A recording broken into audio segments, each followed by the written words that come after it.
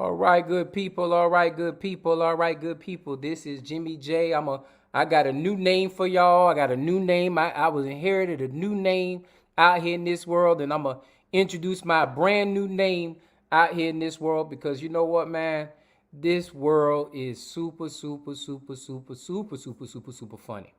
And so I got a story to tell you, man. My whole day has been all jacked up, messed up, everything under the sun. But it is what it is. And this is Jimmy J coming to you live in full color, coming to you live in full color. Let me go and get these comments rolling.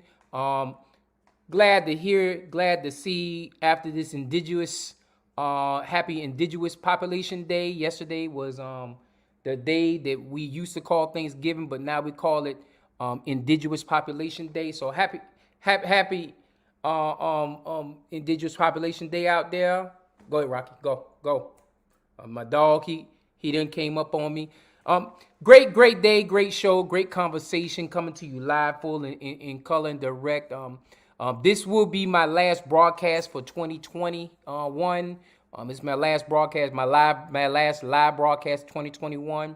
What we were gonna do is we're gonna take the next 4 or 5 weeks. We're gonna do replays as far as what we're gonna do and get prepared for the 2021 season, which is going to be a very, very important year as far as elections in the state of Georgia, as far as elections in Chatham County, as far as elections altogether. The state of Georgia, if you did not know, is up for war. And those people who live in Georgia like myself, no matter what corner, what county, what corner, what city, what municipality, wherever you live in the state of Georgia, Georgia's up for war in 2022. And so we're going to take the time to go ahead and build our podcast, our shows. The last couple of months, we really just wanted to fill in, kind of get a sense of tone of when's the best time for us to have these meetings, what's the best date, what's the best hour, how can we engage our audience, and how we can actually build up into going into a strong election year.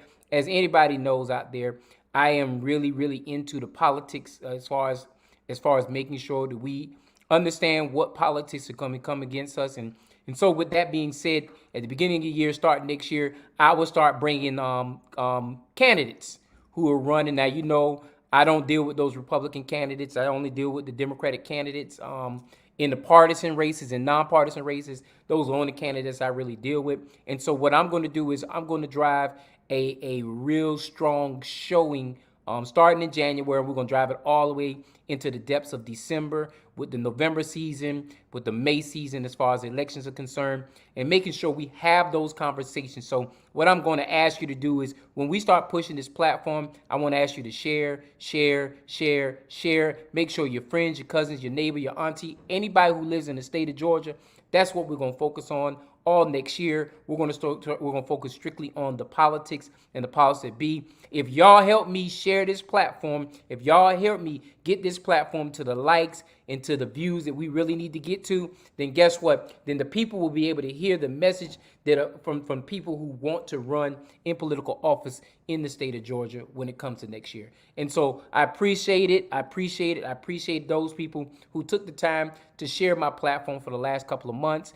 Like I stated before early, this is going to be my last show for the year as far as being live, and moving forward for the last 4 weeks or 5 weeks of the year, we're going to have all pre-ran shows going into 2022, where that first Friday, hopefully we do stick to Friday platform, where we launch our brand new platform, we launch our brand new show, and we go out there and tell it is what it is, and and don't get caught by that itis. And so this is Jimmy J. I got a new alias. I know y'all gonna love it. We're gonna talk about him tonight at 10:30. But Pretty Bay J, Pretty Bay J is my new nickname. Pretty Bay J is my new nickname. I got a new friend out there that called me Pretty Boy J. So I'm just going Pretty Boy today. So I'm gonna go by Pretty Boy J, Pretty Bay J, and that's gonna be talked about.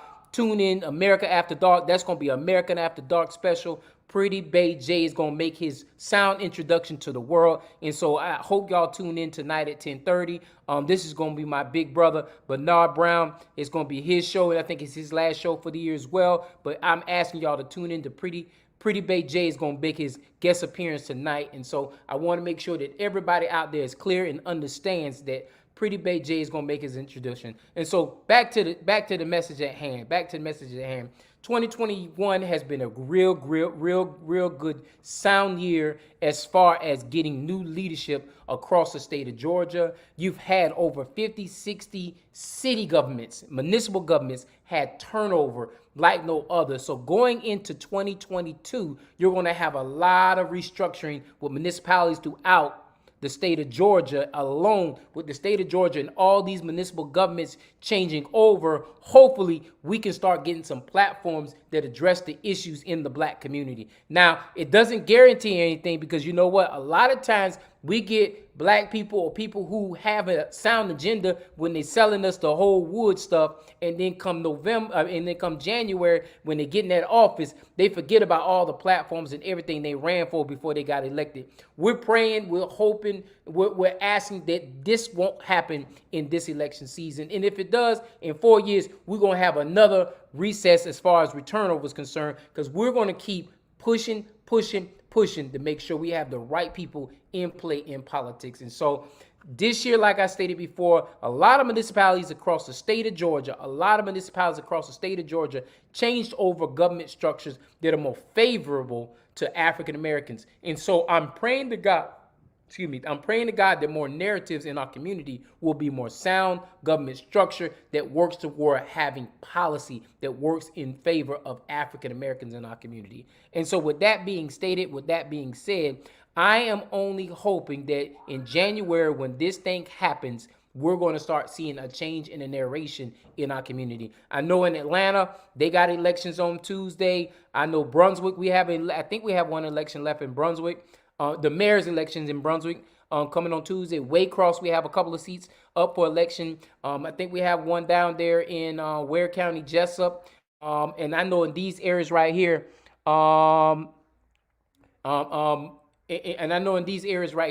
that we're going to have more elections coming to fruition. In 2023, let's not forget, here locally in our community, Savannah will have elections. Garden City's going to have a couple of seats up. And Pooler, where I actually live at, is going to actually have an election as well. So let's make sure we understand that the narrative is changing in our community.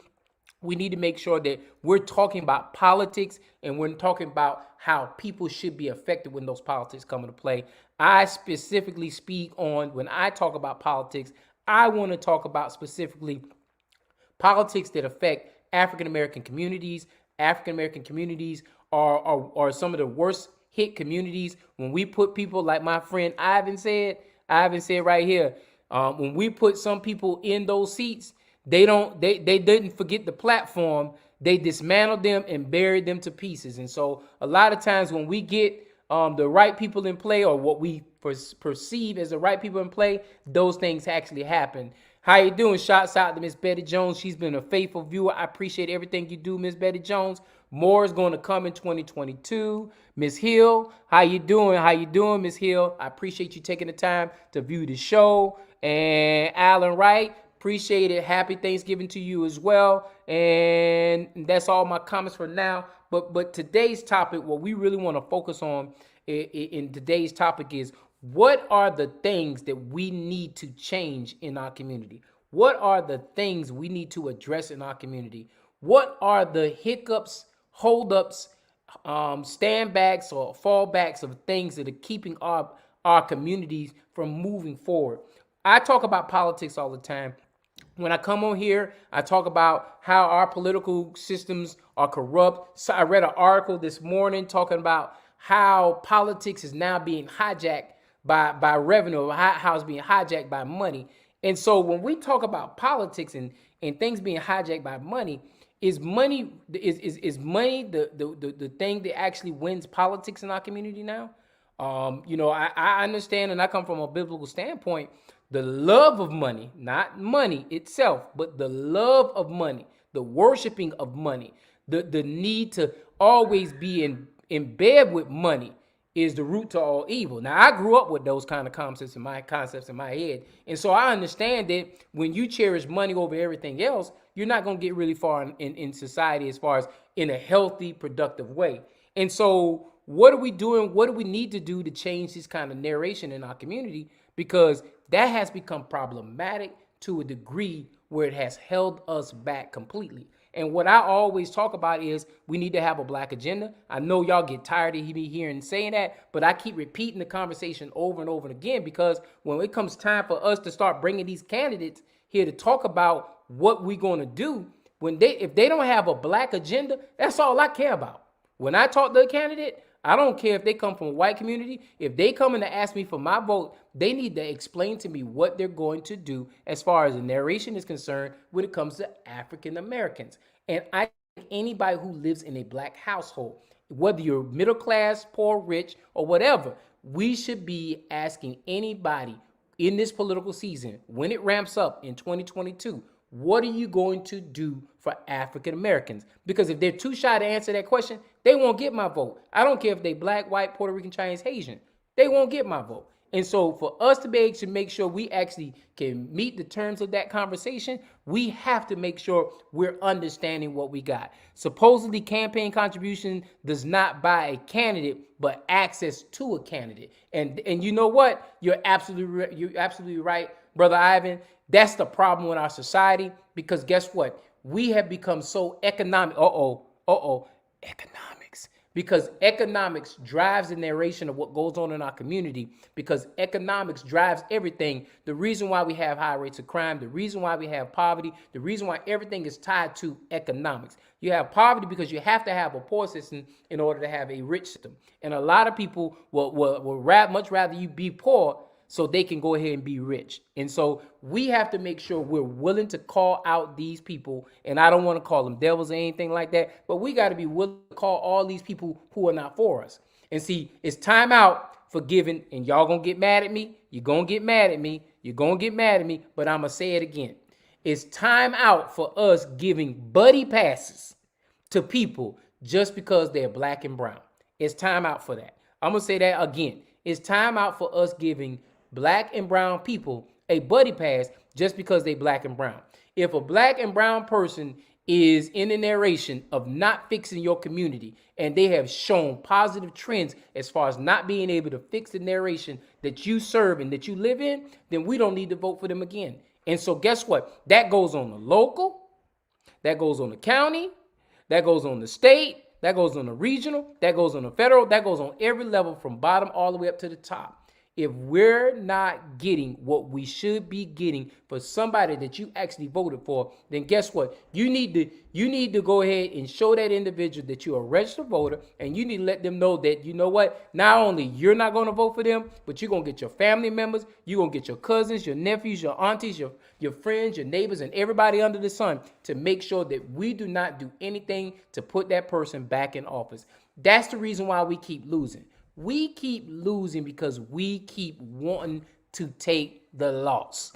Taking the loss is accepting those people who have dug the grave for you, have done everything to bury you and put you in the ground, and done everything to give you the shovel to make sure nothing you said is agreeable or mentionable, and causing the problems that cause bigger issues. And so if we're not willing to challenge the narration, if we're not willing to challenge the narrative, I agree, I'm not angry. I pray that they will get the memo. That is not, yes, ma'am, you're absolutely right. We got to make sure that we're willing to challenge it. We have to be willing to challenge. Now, guess what? I ain't going to get a lot of people who like this, because you know what? It takes you out of your uncomfort zone. And the problem with us locally, and I'm going to speak locally, the problem with us locally is we are too afraid to be uncomfortable. And because we're too afraid to be uncomfortable, being uncomfortable is being around people who do you wrong, and you don't say nothing to them, and you just allow them to see. I ain't never seen nobody get in the room and you walk into a room and somebody come in with a gun, and I ain't never seen nobody sit back and look at the person with the gun and go back to doing what they were doing before they saw that person with the gun. You know what you did when that person came in that room with that gun? You jumped up, you got scared, you tried to find everything you could to get out of that room. But here, we're not in that kind of mode. The person is coming in the room, robbing us, and what we're doing is we're handing them our wallet, we're handing them the keys to our car, we handing them the house note, the mortgage, the deed, and everything under the sun. without any retribution or getting anything worthwhile being able to move the narrative forward. And we have to stop that, y'all. If we think that we want to do better in this life, we got to make sure we stop dealing with the BS, throw it in the trash, and make sure the trash man come by and pick it up before we go back in that trash can and reuse that person. Because that's why we keep losing. Recycle politicians who have never contributed anything positive to our community. And you're absolutely right. But you know what? The problem is, who do I blame? I say this every week, and I know y'all tired of hearing me say it, but I keep saying it for a reason. Because hopefully it's a different audience every single week that comes on this platform. Or when you look at these reruns, when this is replaying, hopefully it opens up your mind to understand what I'm getting ready to say.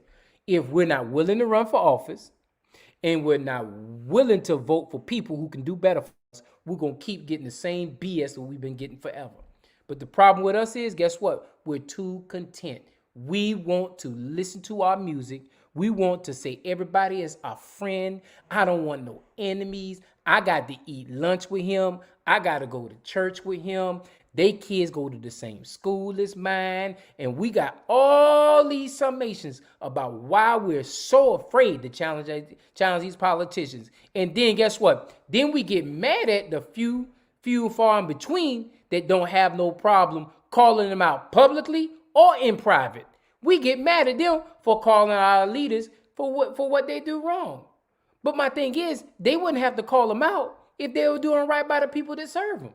And then guess what? It's so bad in my own community, I'm going to call it what it is. Year one, they stab you in the back. They forget about you, spit in your face, and they go trotting over there to the people with all the economics because they're the ones who want to pay off their debt, retirement debt parties, and all kind of other good stuff like that. Those are the ones that go over there, trample over there on that side, talk to those people, smile in those people's faces just to get a couple of dollars to pay their debt off. And some of them don't even have debt, so they just put money in their own pocket. Same people, same color as me and you, do these same kind of politics out there. But you know what? Hey, if that's the kind of politics you want to live by, that's the kind of politics we're going to live by. Okay, now, year one, they forget about us. Year two, they forget about us. Year three, they start coming around, talking about how they want to make improvements in the community. In the last 2 years, I've been working on a master plan to fix your community. And if you and they start this note, and if you vote for me again to be in that seat again, I'll make sure I take care of your community. Year four, they come smiling in your face, laughing in your face, and coming to your birthday parties, your funerals, and everything under the sun. They want to be all up in your mojo moments. Because guess what? They know it's time to vote. And guess what we do? We fall on the altar. God forgave them, so baby, I'm going to forgive them too. And guess what? They person get back in office, and that same cycle starts over again. They forget about you year one. Year two, they act stupid with you. Year three, they start to remember you. Year four, they begging you, borrowing for the vote. And then year one again, they your friend again. And they not your friend again. They forget about you. They do. Y'all, we got to stop this, man. You know, I don't blame politicians no more. I don't blame politicians no more. Because a politician gets in the seat year one. Politician gets in the seat year one. Year one, we hold them accountable. We hold them accountable via email. When you see something wrong, you say something. We tell our kids this when we talk about drugs, but we don't tell this about the biggest drug dealer in the world. The biggest drug dealer in the world is the politicians who give us all these empty promises when they run for public office, and then after they get in office, we don't hold them accountable. We don't see something, say something then.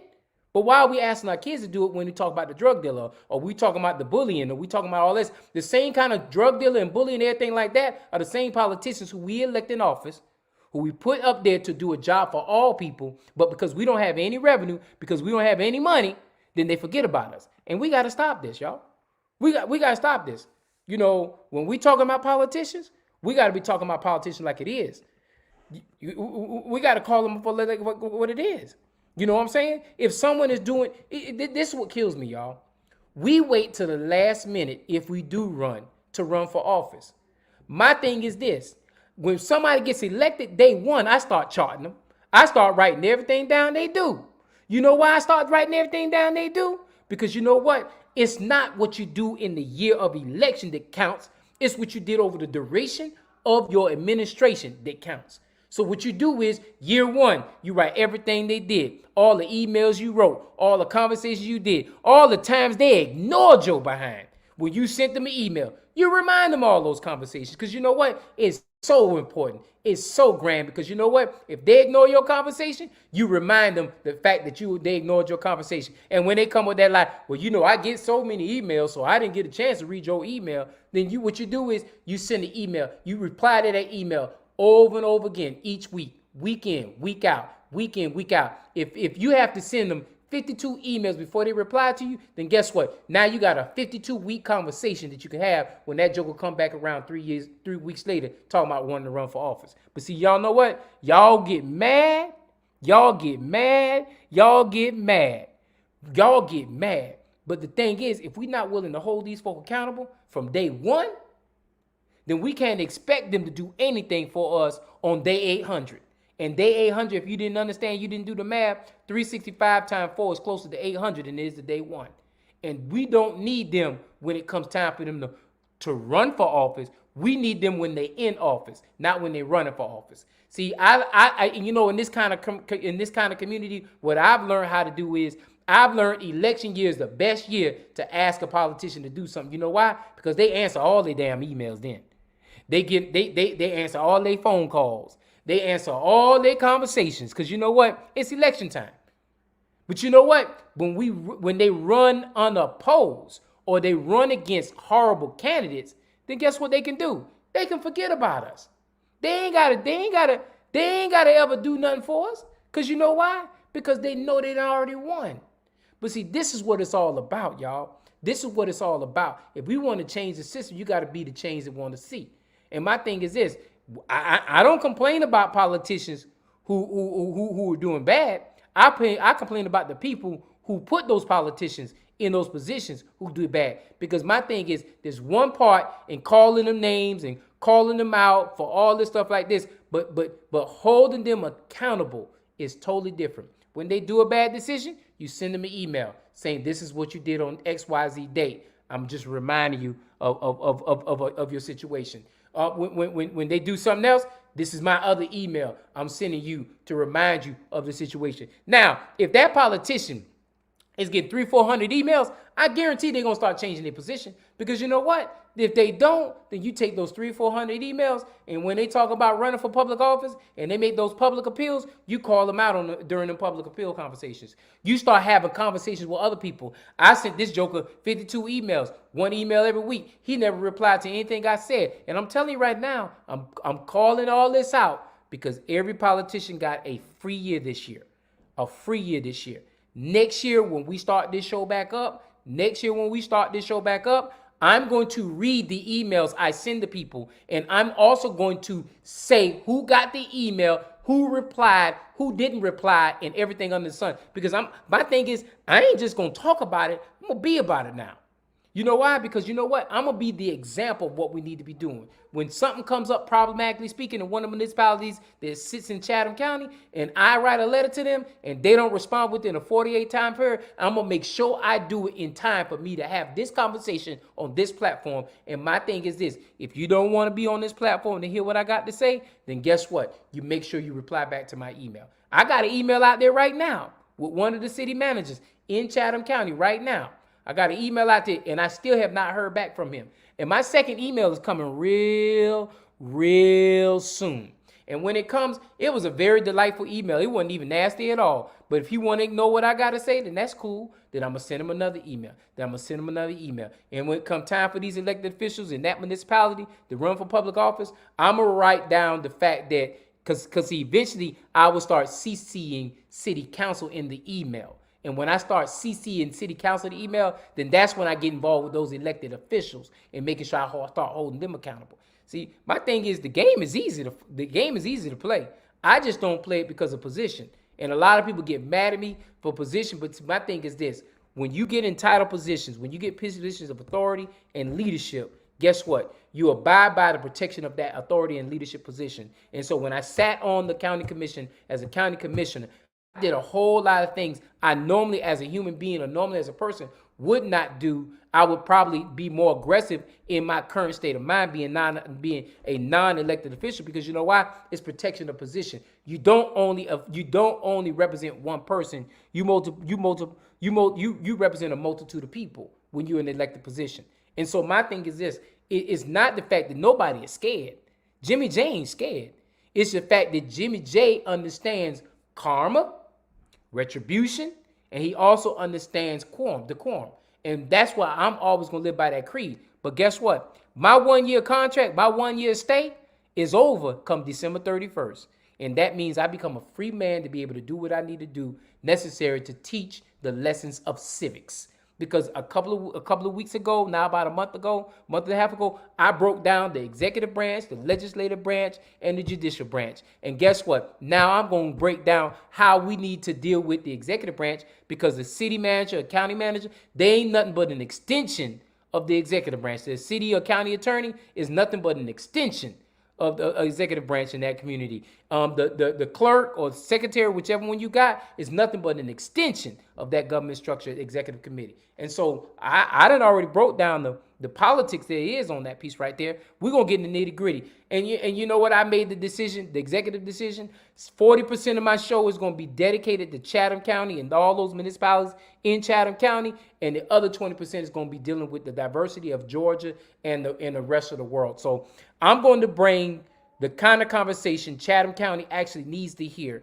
And so it's not going to be a Savannah driven. It's not going to be Pooler driven. Port Wentworth. It's not just going to be Chatham. It's going to be the whole state of Chatham, which means, the 7 municipalities in Chatham County itself. I'm not going to talk about Vernonburg because it is not enough to talk about Vernonburg, but we're going to talk about the 7 municipalities here in this community. We're going to talk about Orange Crush when it comes Orange Crush month, why Orange Crush doesn't exist anymore. We're going to talk about all kind of issues that affect Chatham County's community, from the islands, from Tybee Island to Thunderbolt to, let me get it right, Tybee Island, Thunderbolt, Bloomingdale, Pooler, Port Wentworth, Garden City, Savannah. That's it. And I'm missing any.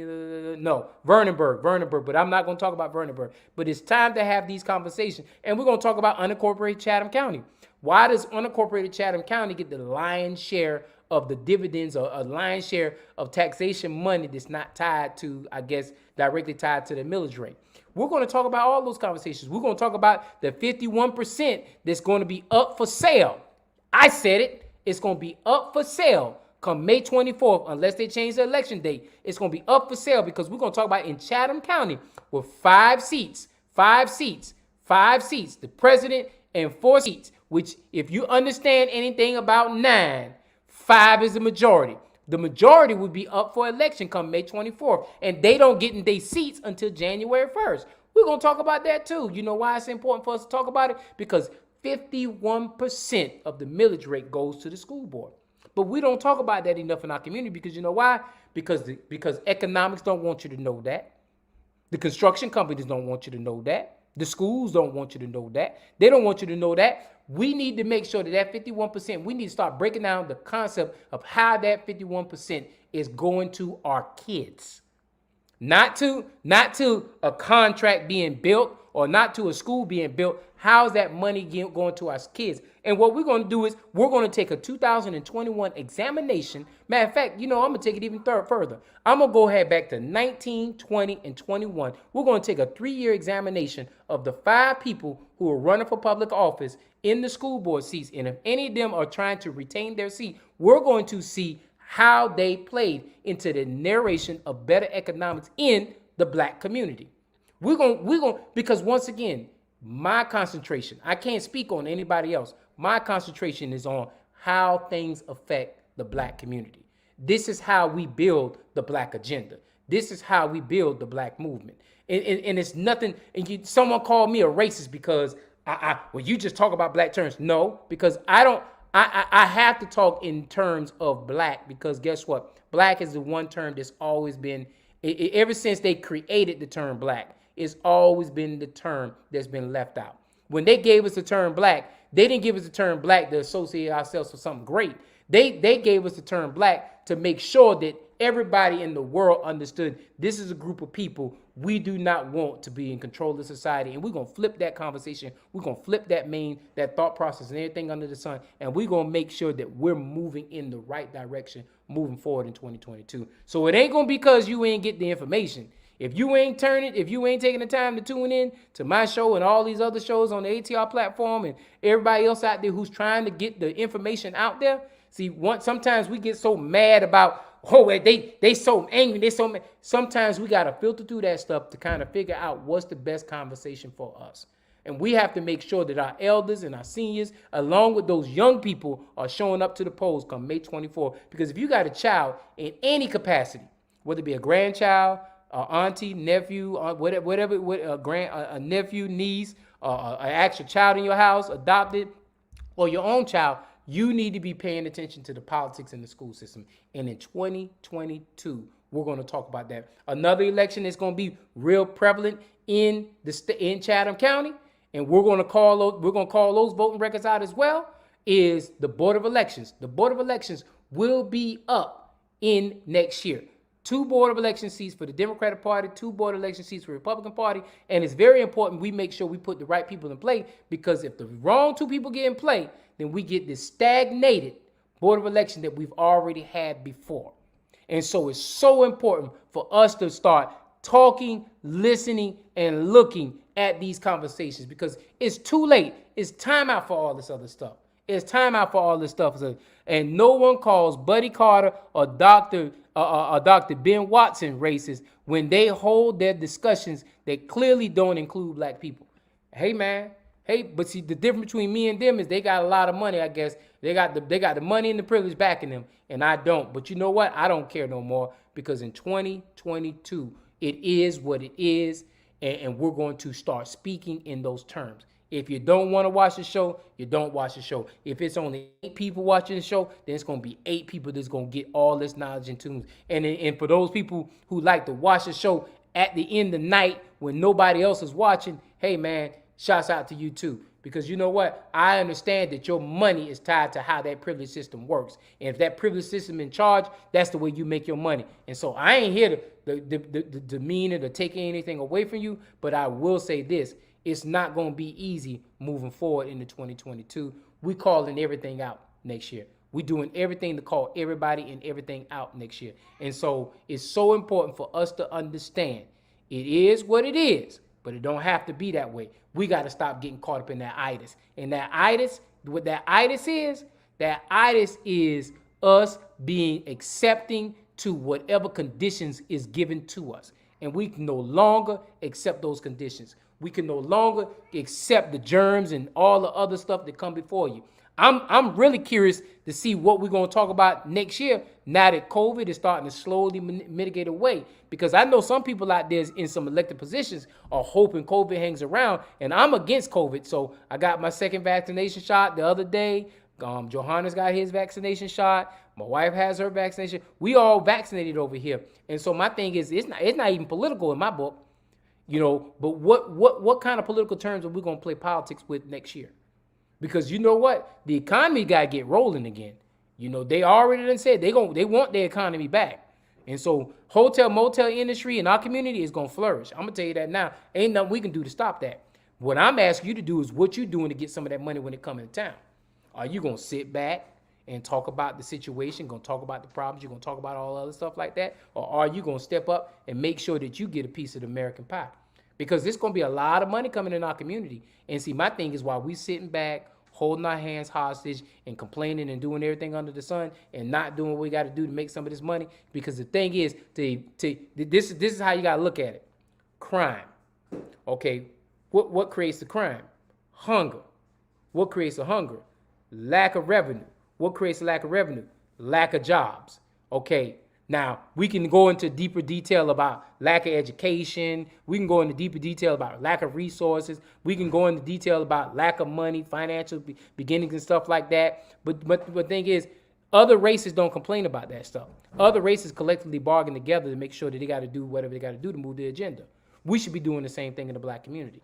I know they don't want to hear me tell you that because that's called wealth building. And if we start working together, start building wealth, then guess what? We don't have to worry about why hunger and crime and all this other thing exists. Because what they want to do is they want to control the narrative of economics and keep us in the pothole of the working class so they can control the narrative of economics and keep us in a working class situation. And that's the reason why we keep losing.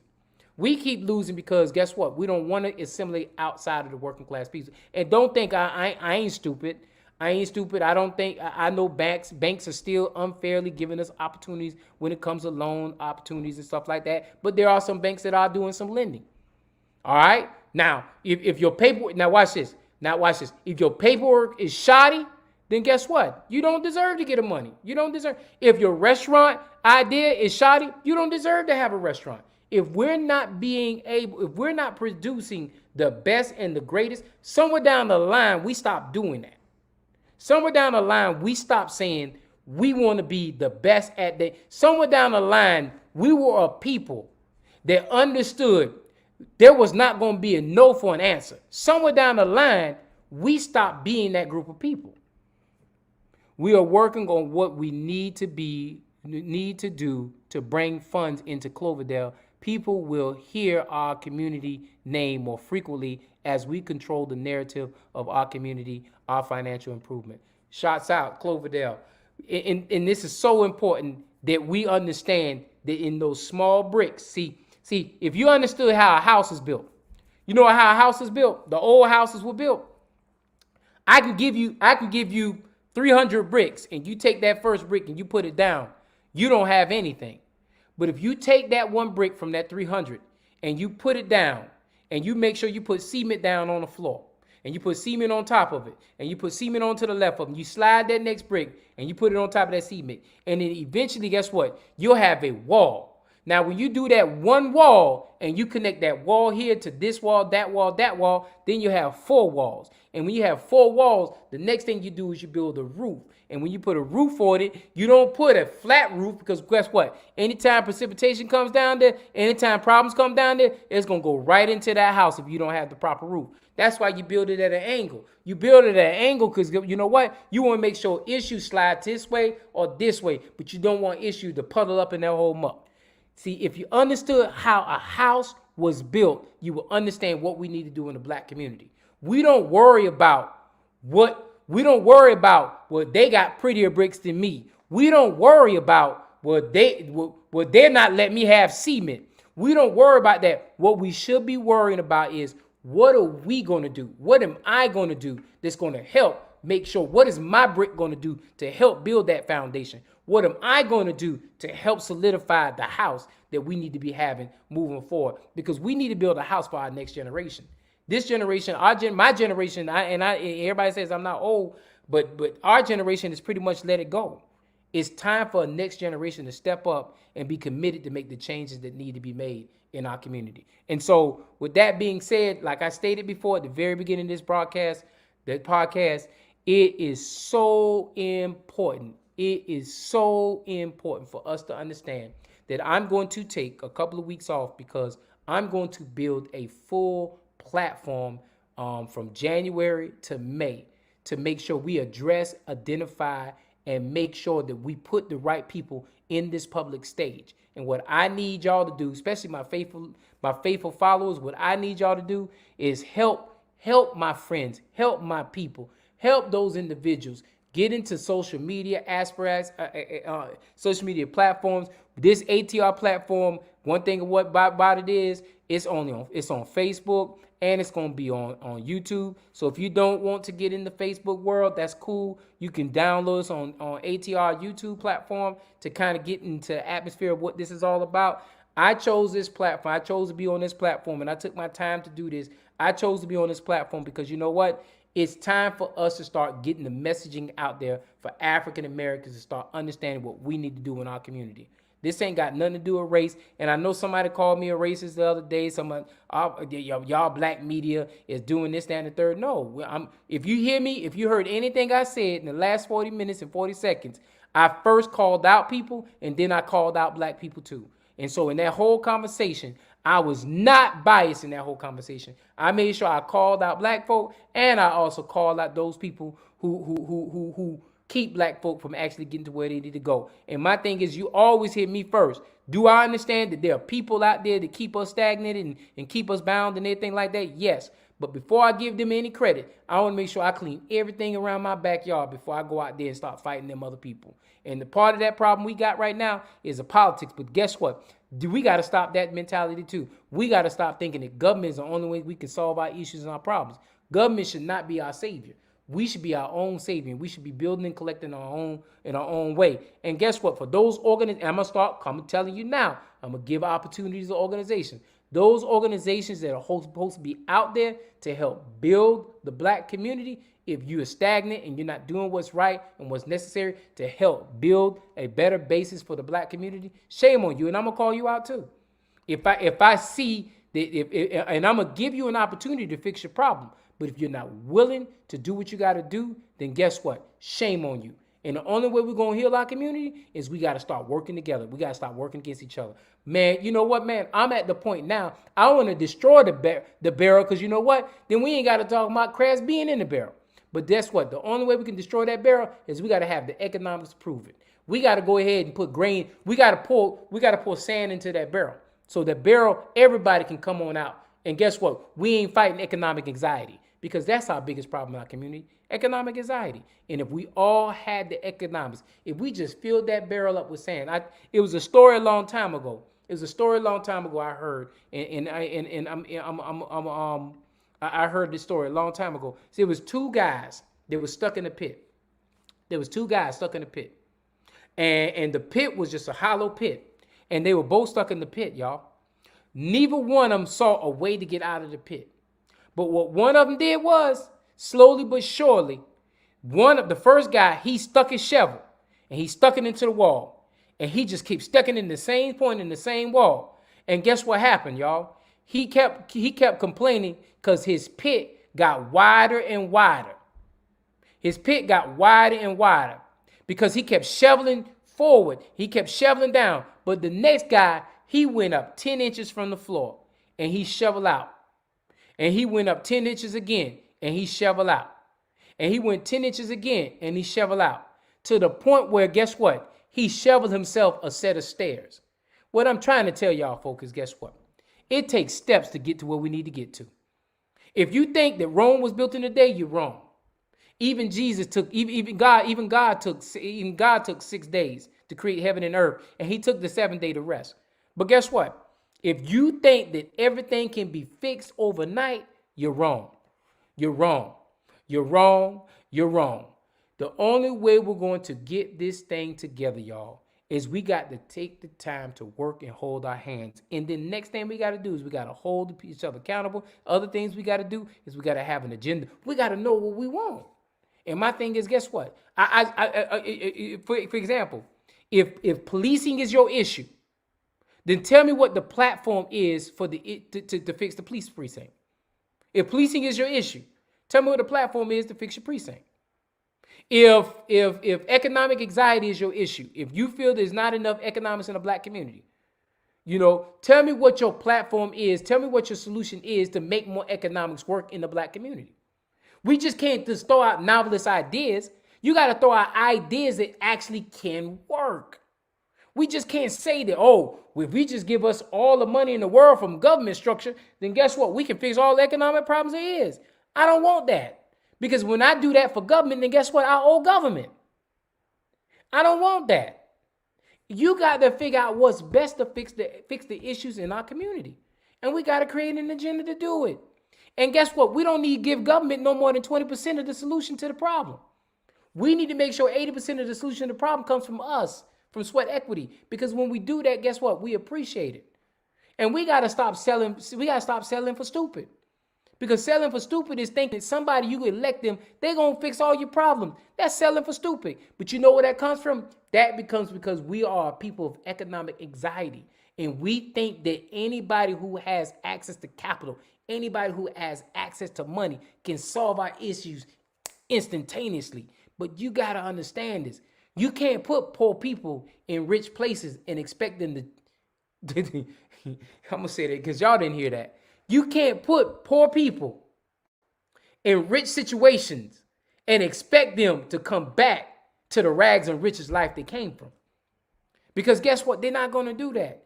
And when you give somebody instantaneous power, when you give somebody instantaneous wealth, you give them instantaneous money, you can't get anywhere with that. Because guess what? They're going to assimilate to those people who speak instantaneous conversation. And that's why we keep losing, y'all. We keep losing because we think that somebody is going to get elected. One of us got in that seat and he going to take care of it. Every time we put somebody in them seats, they forget us, y'all. Every single time.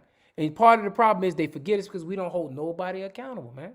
Complaining without due diligence in researching tangible solutions is a waste of energy. All day long.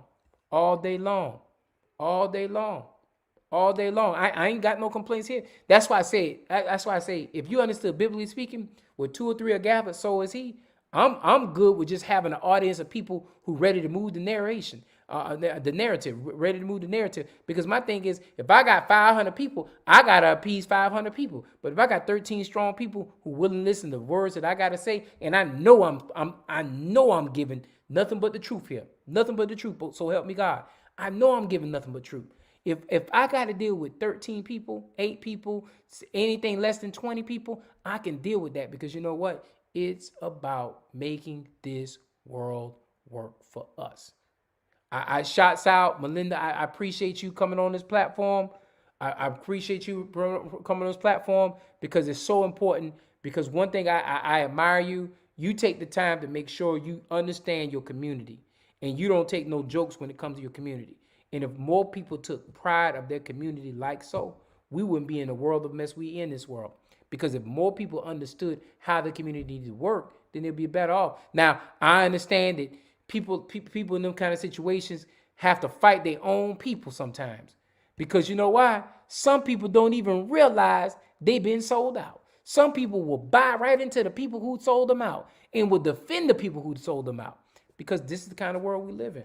And until we're willing to change, it is what it is. And it will always be that way because a lot of folk are willing to suffer to the itis. And so I want to make sure it's understood. This is my last live show. I will be doing a lot of promotions. I will be doing a lot of promotions moving forward for our first episode. I have not chosen a date or time. I don't know if I'm going to move my date and time from where we're at. What I am going to do is I'm going to really redraw my platform in the month of December. Focus time on family, focus time on what we need to be doing to move our narrative forward. I've already got relationships with 90% of the people who are running for public office in 2021, 2022, whether they're running for lieutenant governor or governor or whatever position they plan on running for. I already have those narration. I already had those conversations with those people. I pretty much don't have many enemies when it comes to those people. I'm going to tell you now, I will not be bringing any Republicans onto this platform on the strength of right now. We have Republican leadership in office across the state of Georgia, and I just don't think that they have been serving us right. I know they don't even come to our community to have conversations as far as that stuff is concerned. And so with that being said, I'm only going to keep my platform to those individuals within the Democratic structure. If not just the Democratic structure, I'm going to look at those people who are in nonpartisan races to see if they have Democratic principles. And those will be the people I talk to. But I will tell you this, the first questions I will ask, and they will be tough questions, all my questions will be in line to talking about the black agenda, the black community. And so my thing is, I'm leaning on you, Betty Jones, Melinda Thornton. I'm leading on my big brother Bernard. I'm leading on all my people. Stacy, I don't see you on here, but I know Stacy. I'm leaning on all my people to help me out with what needs to be included in what we call the black agenda. And my thing is, if you don't get it, then you don't need it. And best way to reach me, my number is 912-228-2205, 912-228-2205. I just put it in the chat. I just put it in the chat, Miss. I think I just put it in the chat. I'm learning on this. I just put it in the chat, Miss Betty. So I'm reachable but my thing is, I want to learn what the Black Agenda strategy needs to look like moving forward. I need to learn. I need to understand what the Black Agenda looks like moving forward.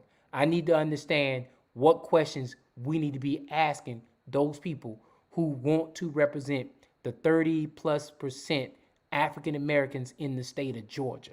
I want to understand those people who are running for U.S. House seats, looking to represent the 40% African American communities in the first congressional district.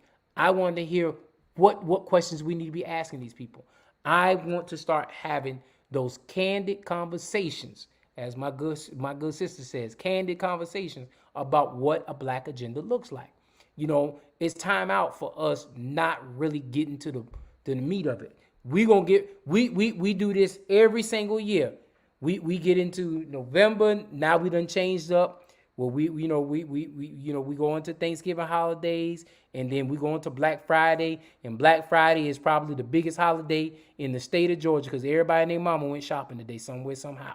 And then now we go into Cyber Mondays and all that stuff like that. And in December will be right around the corner, and we'll have Christmas. And then right after Christmas, we'll go into the Kwanzaa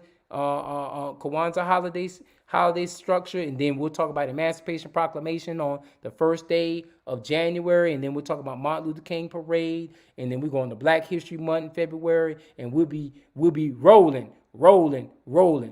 And then guess what? Election time will come right around the corner, come May 24th, and then y'all be calling saying, who do we need to vote for? And it'd be a damn shame because you know what? We done went 4 or 5 months and not even looking at people's platform to see. It's too much time, y'all.